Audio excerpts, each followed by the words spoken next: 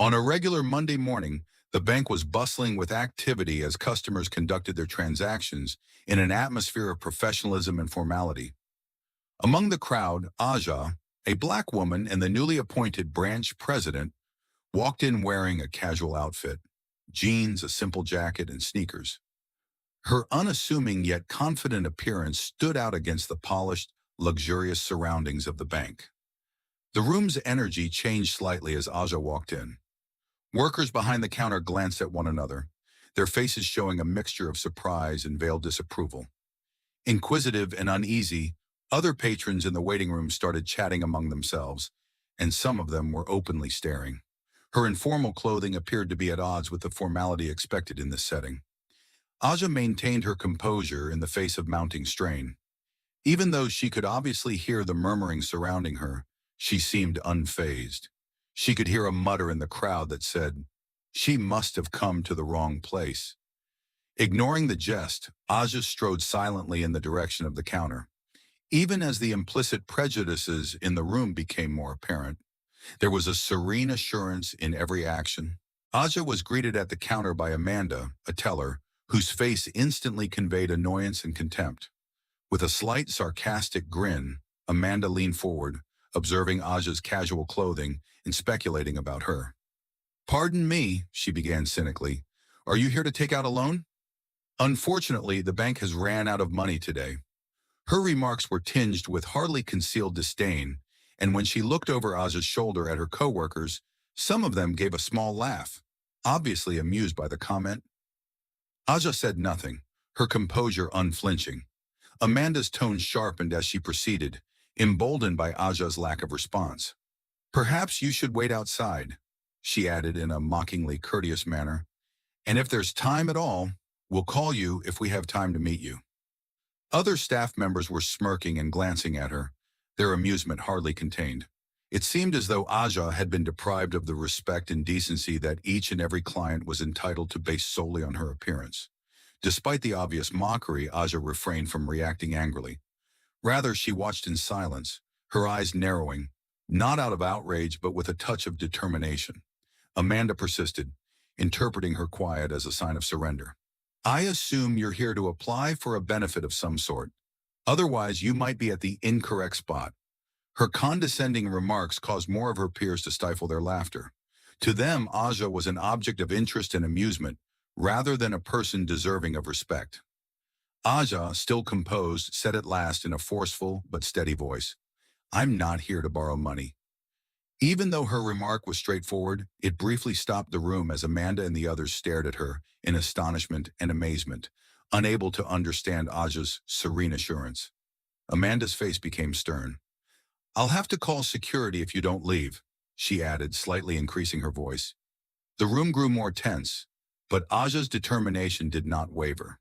She looked Amanda in the eye and said, "I'd like to speak to the branch manager," without becoming irate or raising her voice. Her cool, collected statements suggested a power the staff didn't acknowledge. Aja remained calm in spite of Amanda's abrasive tone and repeated threats to summon security. Her face was composed, her eyes unwavering, and she didn't look angry or frustrated. Rather than responding to the teller's impolite actions, Aja said calmly, I'd like to see the branch manager." Amanda was somewhat taken aback by her composed plea. The staff's contemptuous presumptions about Aja stood in stark contrast to the assurance in her voice. Amanda swiftly covered up her surprise, though, by lifting an eyebrow and grinning sarcastically in response. "Do you have an appointment?" "Our manager is extremely busy and not available for meetings at any time." Other workers around them looked at each other with amusement, continuing to brush Aja aside as irrelevant. Amanda went on, "You'd better go wait outside instead of wasting our time." And the air was heavy with disdain. But some of the staff started to feel anxious about Aja's calm manner. There was something about her presence that demanded attention, even though they weren't really sure why. "I'll wait, but when I come back tomorrow, you will understand who I am," Aja said calmly, meeting Amanda's gaze. She spoke with a gentle authority that momentarily silenced Amanda. Aja quietly promised to come back, then turned and left the bank with her head held high. The crew continued to whisper and chuckle quietly behind her, their derision stoked by their failure to recognize her for who she really was. Knowing that this was just the start of the changes she planned to make, Aja left with a sense of purpose and without giving up. After she was outside, she pulled out her phone and called Mr. Stevenson, the branch manager.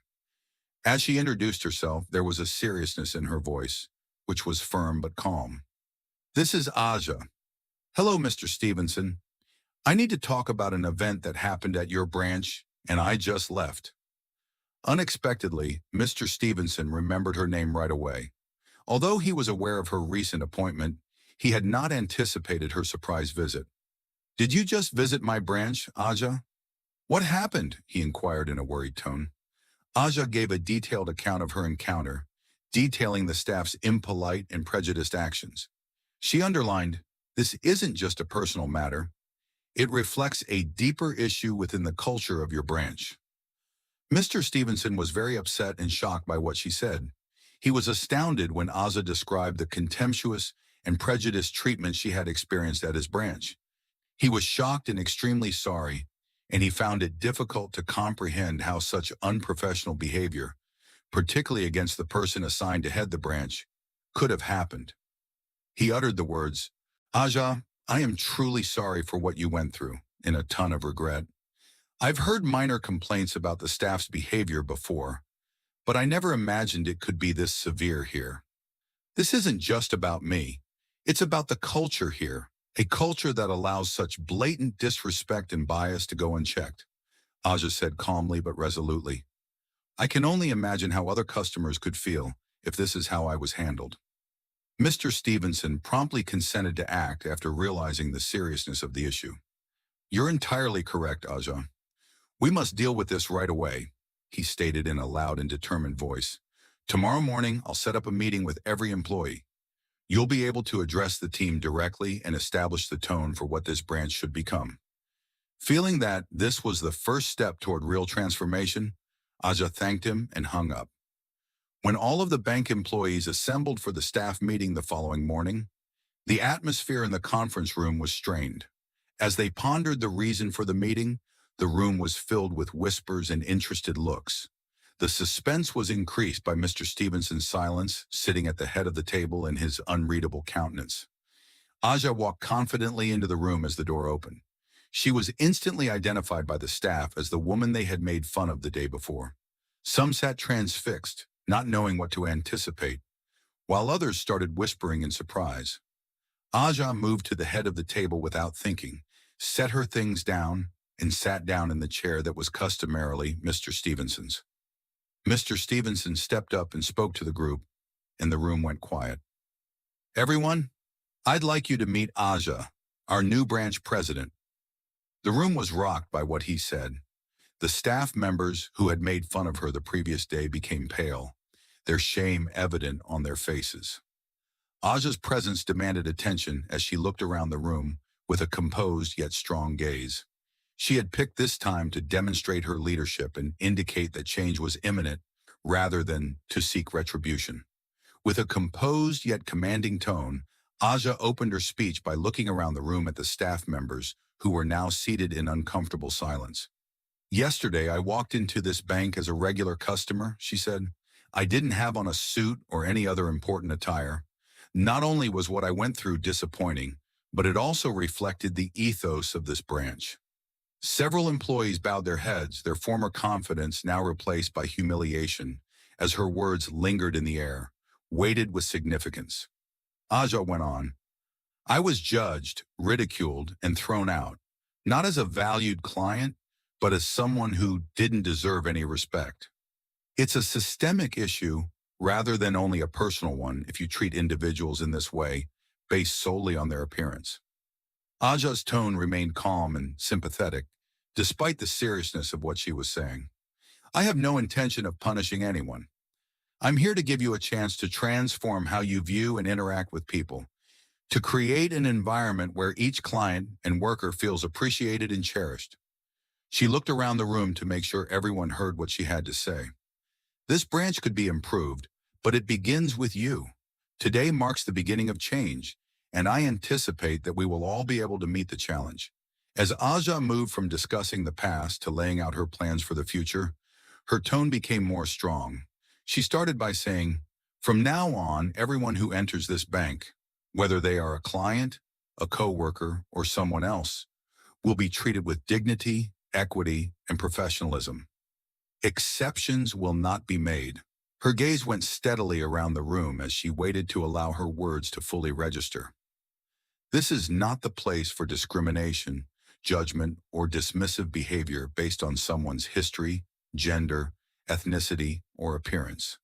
This is about creating a culture where everyone feels safe and appreciated, not just about being kind. Aja's voice became more abrasive as she issued a firm warning. "I apologize, but this is no longer the place for anyone who believes they cannot live up to these standards. Change is required. It is not an option. The way we treat one another and our clients is the first step towards making this branch a model of excellence." There was silence in the room as her words hung heavy. "We are not just a bank, we are a community," Aja in her final statement. "We need to behave as a unit. We can all be proud of this place if we work together." She was unwavering in her resolve. Change was not negotiable. Aja ended her speech with a firm and inspirational vision. "This bank will not just be a place of transactions," she stated. "In this community, safety, justice, and respect shall be the main priorities in all that we do. Every client should feel appreciated as soon as they enter our establishment, regardless of their identity or appearance."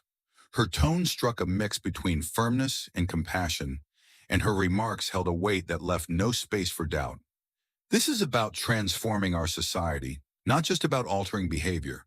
Together, we will create an atmosphere where each worker is proud of their job and each client is treated with dignity. The team was profoundly moved by Aja's stirring speech, and many were now clearly impacted. They understood that this was not just a scolding, but rather the start of a change that required their whole attention. Aja looked around the room steadily as she finished. "This is our chance to create something better, and it starts now."